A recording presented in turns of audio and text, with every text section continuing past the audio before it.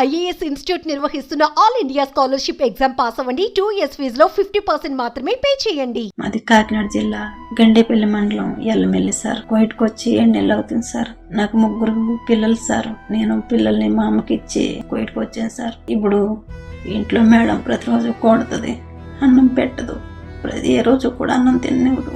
పని ఒక బాబమ్మ, ఒక బాబుని చూసుకోవాలి, ఇంకో మనిషి ఉంటుంది పని చేసుకోవడానికి అని చెప్పి నా మంచి తీసుకొచ్చి ఇంట్లో చాలా జనం ఉంటారు, అందరికీ నేనే చెయ్యాలి, పని అంతా నేనే చెయ్యాలి.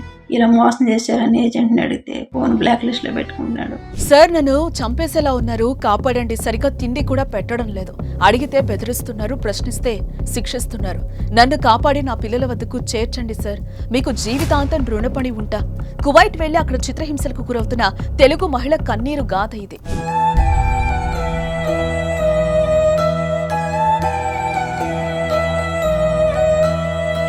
మంచి జీతం, అందమైన జీవితం, కొద్ది రోజులు అక్కడ కష్టపడితే స్వదేశంలో సుఖంగా ఉండొచ్చనే ఆలోచనలో చాలా మంది విదేశీదారు పడుతున్నారు.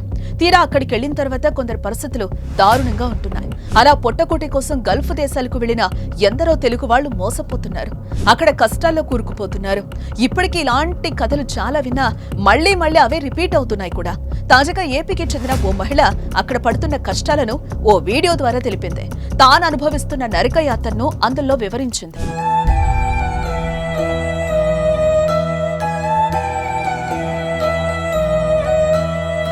కాకినాడ జిల్లా గండేపల్లి మండలం ఎల్లమెల్లికి చెందిన కుమారికి 19 ఏళ్ల క్రితం వివాహమైంది. ఈమెకి 2 ఆడపిల్లలు, 1 కుమారుడు ఉన్నారు. అయితే భర్త వెంకటేష్ 5 ఏళ్ల క్రితం మృతి చెందడంతో సంపాదన చాలక కువైట్ వెళ్లాలని నిర్ణయించుకుంది. అందులో భాగంగానే పాలకొల్లుకు చెందిన సుధాకర్ అనే ఏజెంట్ సహాయంతో కువైట్లోని ఓ ఇంట్లో పని మనిషిగా ఉద్యోగంలో చేరింది. అయితే అలా వెళ్లిన కొన్ని రోజులు బాగానే చూసుకున్నారని, ఆ తర్వాత చిత్రహింసలకు గురి చేస్తున్నారని కన్నీటి పర్యంతమైంది.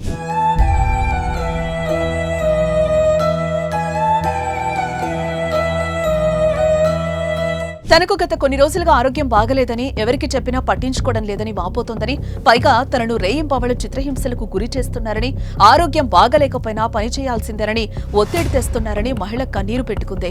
దయచేసి తనకు ఇక్కడి నుంచి విముక్తి కల్పించి తన పిల్లల వద్దకు చేర్చాలని కేంద్ర రాష్ట్ర ప్రభుత్వాలను ఆ మహిళ వేడుకుంటోంది. మాది కాకినాడ జిల్లా గండేపల్లి మండలం ఎల్లమెల్లి సార్. కోయిట్కి వచ్చి 7 నెలలు అవుతుంది సార్. నాకు 3 పిల్లలు సార్. నేను పిల్లల్ని మా అమ్మకి ఇచ్చి కోయిట్కి వచ్చాను సార్. ఇప్పుడు ఇంట్లో మేడం ప్రతిరోజు కొడుతుంది, అన్నం పెట్టదు, ఏ రోజు కూడా అన్నం తిననివ్వదు.